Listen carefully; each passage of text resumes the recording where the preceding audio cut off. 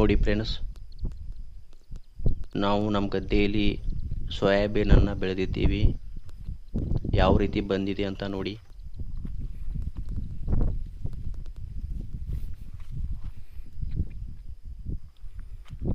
ಈ ಸೋಯಾಬೀನು ನಮ್ಮ ಕಡೆ ತುಂಬ ರೇಟ್ ಇದೆ.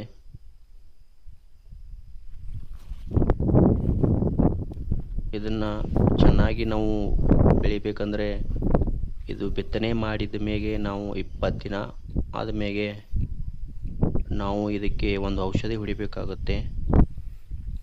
ಈ ಥರ ಎಲೆಗಳು ಏನಾದರೂ ಹೋಲ್ ಬರ್ತಾ ಇತ್ತಂದರೆ ನಾವು ಇದಕ್ಕೆ ಔಷಧಿನ ಹೊಡಿಬೇಕಾಗುತ್ತೆ.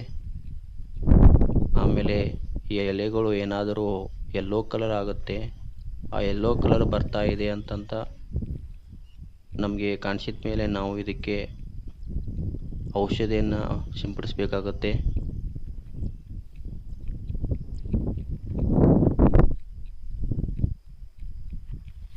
ಮತ್ತು ಇದಕ್ಕೆ ಅಷ್ಟೇನು ಮೇಂಟೆನೆನ್ಸ್ ಬೀಳೋದಿಲ್ಲ.